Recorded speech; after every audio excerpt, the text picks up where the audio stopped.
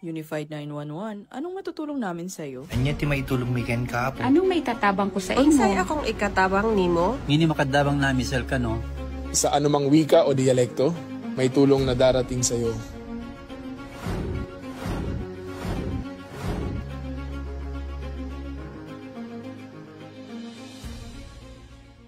Lilingkod sa bawat Pilipino at magbibigay ng tamang impormasyon para sa tahimik at maayos na Pilipinas. Police News Network, alagad ng batas, tagapagtaguyod ng balitang pulis, sandigan ng mamamayan, patnubay ng katotohanan. Kampo Krame, maghahatid ng pinakahuling kaganapan at nagbabagang balita. Ito ang PNN Police News Network. At ngayon, ang inyong mga tagapagbalita. Magandang araw, Bagong Pilipinas. Ako ang inyong alagad ng batas, tagataguyod ng balitang pulis. Ako po si Patrolman Regan Robles mula sa PNP Aviation Security Group. At ako naman si Apprentice Seaman Journalist Rosa Nescadores mula sa Philippine Navy. Maghahatid sa inyo ng tamang balita, kwento ng pulis at serbisyo para sa mamamayan. At ito ang PNP News Online, ang pangunahing balita ng Police News Network, alagad ng batas, tagataguyod ng balitang pulis.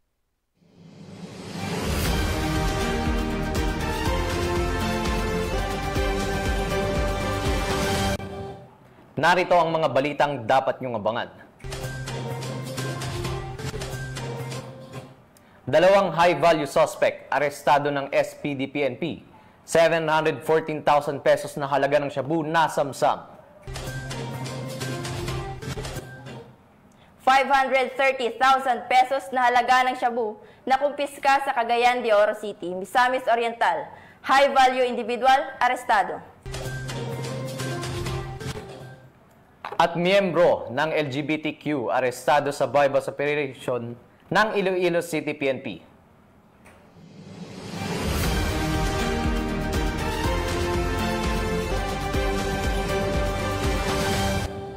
Narito ang mga balitang hatid ng ating PNN correspondents mula sa iba't ibang panig ng bansa.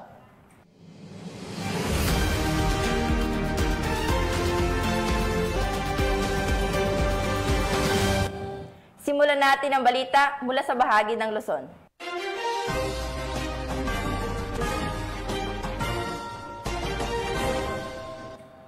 Sa kabila ng pinsalang iniwan ng Bagyong Uwan, patuloy pa rin ang kapulisan ng Aurora Police Provincial Office sa kanilang pagtugon at pagbibigay serbisyo sa mga mamamayan.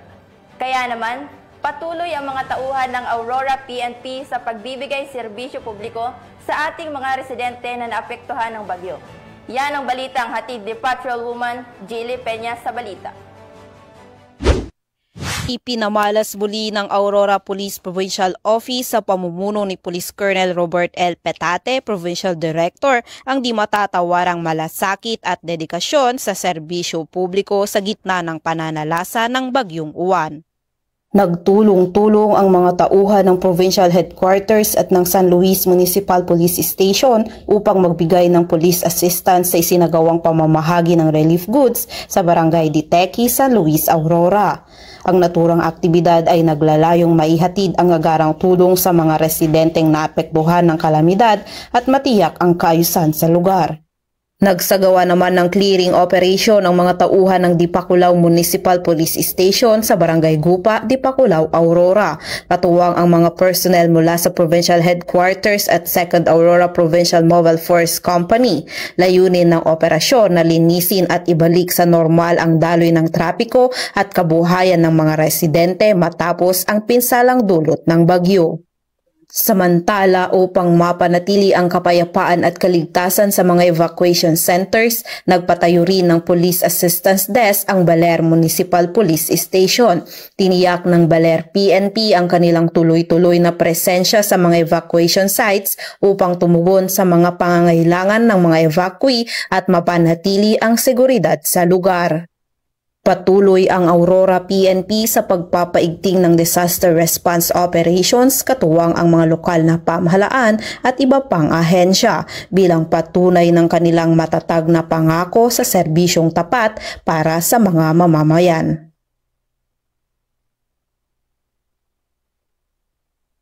Mula dito sa gitnang Luzon, ako ang iyong PNN correspondent, Patrolwoman Jilliad Vincula Peña. Alagad ng batas, tagataguyod ng balitang pulis. Maraming salamat, Patrolwoman Peña. Nagbigay ng tulong ang Rizal Provincial Police Office sa pamamagitan ng paglinis ng kalsada, pamamahagi ng relief goods at pagpapasaya matapos ang bagyong Uwan. Patrolman Joshua Cruz, ibalita mo.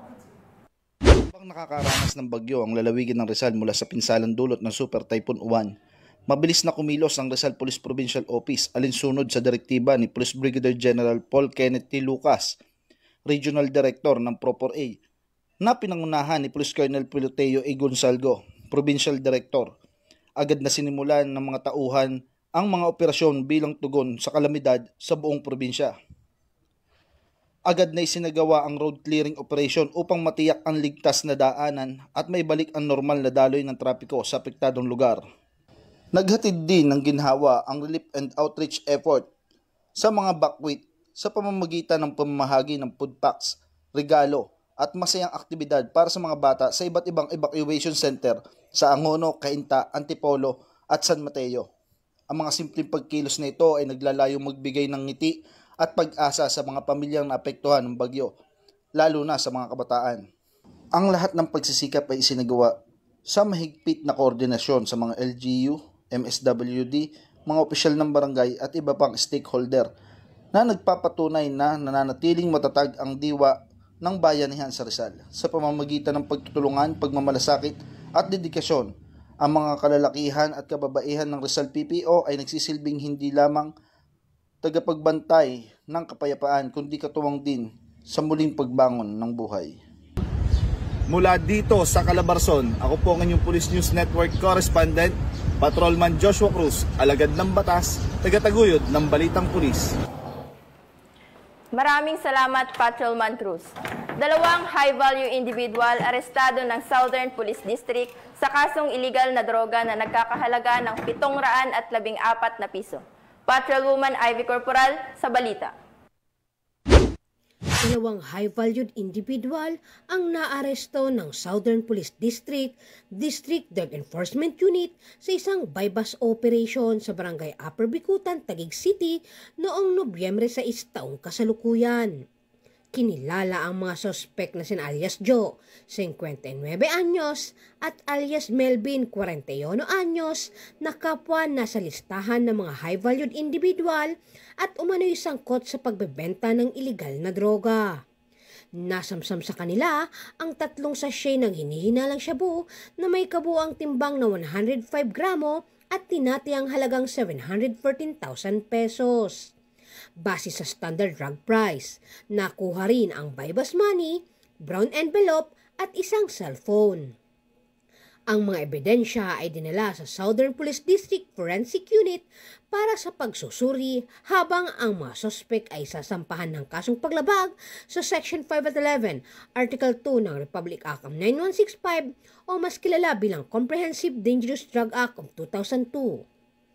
Mula dito sa Camp Bagong Diwa, Bicutan, Taguig City, ako po ang inyong PNN correspondent, Patrolwoman Ivy Corporal, alagad ng batas, tagataguyod ng balitang pulis. Maraming salamat, Patrolwoman Corporal.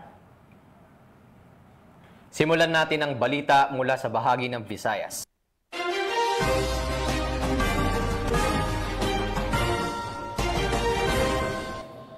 Arestado ang isang miyembro ng LGBTQ community matapos mahuli sa aktong pagbebenta umano ng iligal na droga sa isang bypass operation na isinagawa ng Iloilo City. Sa kasalukuyan, nakakulong na ang suspek sa Iloilo City Police Station at haharap sa kasong paglabag sa Comprehensive Dangerous Drugs Act of 2002 o Republic Act 9165. Yan ang tinutukan ni Patrolwoman Justin May Halyores. Arestado ang isang miyembro ng LGBTQ community sa isinagawang bypass operation ng Station Drug Enforcement Team ng Iloilo City Police Station 1 sa Sagasa Street, Barangay Santo Rosario, Duran, Iloilo City proper. Nito lamang Sabado, 8 ng Nobyembre taong kasalukuyan. Kinilala ang sospek na si alias Rush, 28 anyos, residente ng Barangay Monica Blumentritt, Iloilo City proper. Ayon kay Police Captain Melchor Tolentino, officer in charge ng ICPS-1, ilang linggo nilang minanmanan ang galaw ng sospek bago isinagawa ang matagumpay na operasyon.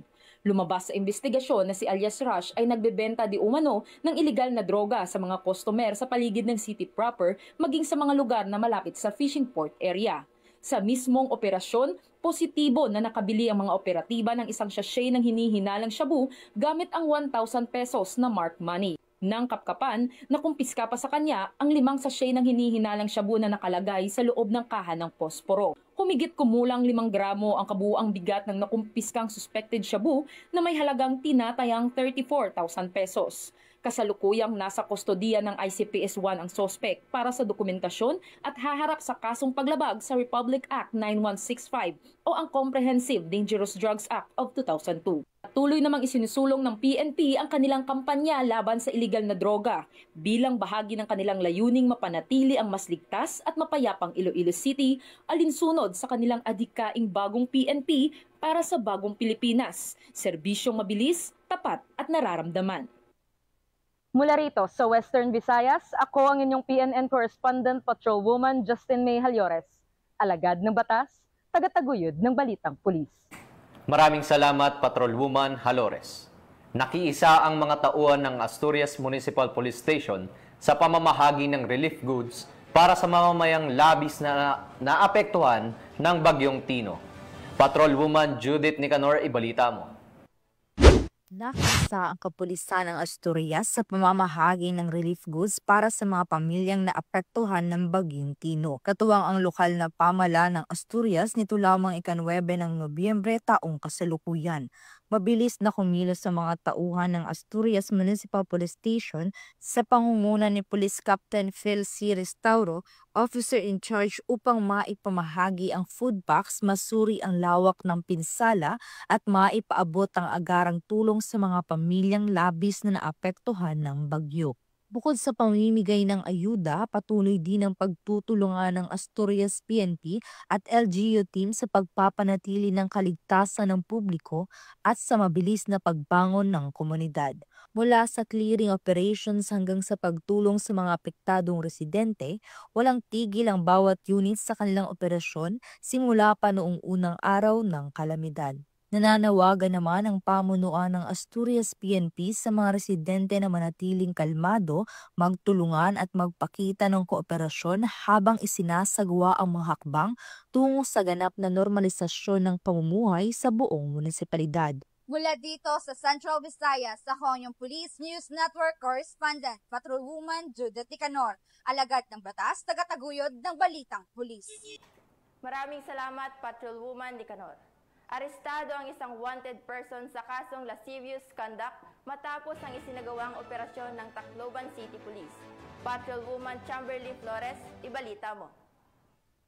Ng mga autoridad ang isang lalaking wanted person na may kasong lascivious conduct matapos mahuli sa Barangay 91 Abukay, Tacloban City. Naaresto ang akusado bandang alas 2:30 ng hapon ng mga tauhan ng Tacloban City Police Station 2 sa bisa ng warrant of arrest para sa kasong lascivious conduct na may inirekomend ng piyansa na 200,000 pesos para sa pansamantalang kalayaan. Dinala ang akusado sa Tacloban City PS2 para sa kukulang dokumentasyon at tamang disposisyon. Patunay lamang na ang Tacloban City PNP ay hindi nagpapabaya sa kanilang sinumpaang tungkulin na hulihin ang mga taong tiwalag sa batas upang mapanatiling ligtas ang komunidad nang sa gayon may patupad ang kapayapaan ng bansa para sa ligtas at maunlad na bagong Pilipinas.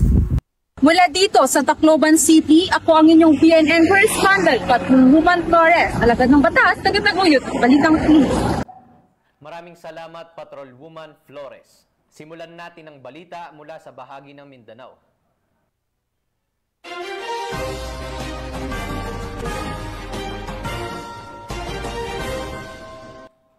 Mahigit kalahating milyong piso ng hinihinalang shabu ang nakumpiskan sa ikinasang bypass operation ng Cagayan de Oro City Police sa Misamis Oriental. Ang operasyon ay matagumpay na nagresulta sa pagkakaresto ng isang high-value individual na matagal nang minamanmanan dahil sa umano'y paglabag sa batas ukol sa ipinagbabawal na gamot. Patrolwoman Danessa Berdos sa balita. Arestado ang isang high-value target sa ikinasang joint bypass operation ng Police Drug Enforcement Group, Special Operations Unit Team at mga operatiba ng Cagayan de Oro PNP sa Barangay Lapasan, Cagayan de Oro City, Misamis Oriental. Kinilala ang suspect na si alias Dot, lalaki, isang high-value individual at residente ng nasabing lugar. Nakumpiska mula sa suspect ang mga pakete ng hinihinalang shabu na may bigat na 78 na gramo at may standard drug price na 530,400 pesos, isang 1,000 peso bill na ginamit bilang bypass money at iba pang mga non-drug items. Ang suspect ay mahaharap sa kasong paglabag sa RA 9165 o Comprehensive Dangerous Drugs Act of 2002. Mula dito sa Police Regional Office 10, ako ang inyong Police News Network Correspondent Patrolwoman Danessa Berdos, alagad ng batas taga-taguyod ng Balitang Pulis. Maraming salamat, Patrolwoman Berdos. Isang medical outreach program ang isinagawa ng Maguindanao del Norte Police Provincial Office para sa ating mga kababayan upang magbigay ng libreng serbisyong pangkalusugan sa mga mamamayan ng nasabing lugar. Magbabalita dyan si Patrolwoman Veronica Lagi. Naghatid ng medical outreach program ang mga personahe ng Maguindanao del Norte PPO sa pangunguna ni Provincial Director Police Colonel Victor Girito sa mga residente ng Maguindanao del Norte na ginanap sa Barangay Libungan SGA Barm noong ika-6 ng Nobyembre taong kasalukuyan. Ang naturang programa ay naging inisyatiba ni Police Colonel Rito, katuwang ang Ministry of Health, Regional Medical and Dental Unit BAR, Pahumidin Municipal Police Station, Alpha Kappa Rho Fraternity and Sorority at iba pang stakeholders. Ang programa ay may temang serbisyong tapat, kaligtasan ng lahat dahil sa Maguindanao del Norte Safe ka rito, na kung saan naging pangunahing bahagi nito ang pamimigay ng libreng medical at dental check-up, maintenance, medicines at vitamins para sa mga senior citizens at kabataan, libreng tuli, libreng gupit at libreng eye check-up, pamimigay ng wheelchair at saklay, libreng bakuna at pagkain para sa lahat ng benepisyaryo. Layunin ng programang ito na maihatid ang mga pangunahing serbisyo ng pamahalaan sa mga komunidad habang pinatitibay ang ugnayan sa pagitan ng pulisya at mamamayan at isinusulong ang inklusibong pag-unlad sa rehiyon. Sa pamamagitan ng inisyatibang ito, muling pinagtibay ng Maguindanao del Norte Police Provincial Office ang kanilang dedikasyon sa pagsulong ng malasakit, kaligtasan at pagkakaisa sa mga komunidad. Alinsunod sa adhikain ng PNP na bagong PNP para sa bagong Pilipinas, serbisyong mabilis, tapat at nararamdaman. Mula rito sa rehiyon ng Bangsamoro, ako ang inyong Police News Network Correspondent, Patrolwoman Veronica Lagi, alagad ng batas, taga-taguyod ng Balitang Pulis. Maraming salamat, Patrolwoman Lagi. At mga ka-PNN, 44 days na lang, Pasko na.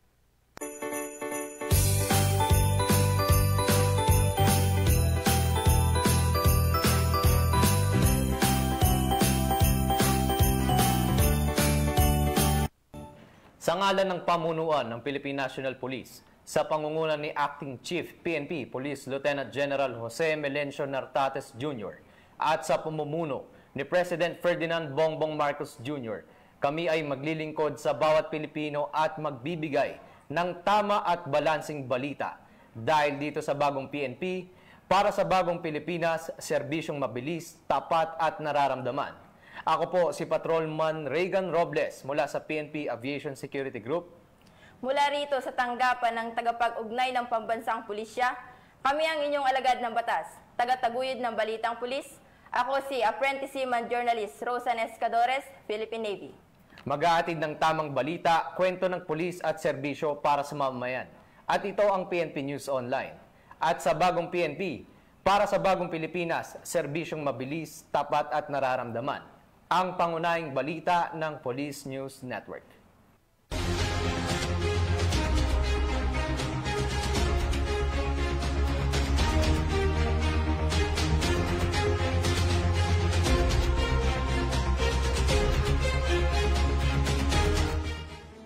Police News Network, alagad ng batas, tagapagtaguyod ng balitang pulis.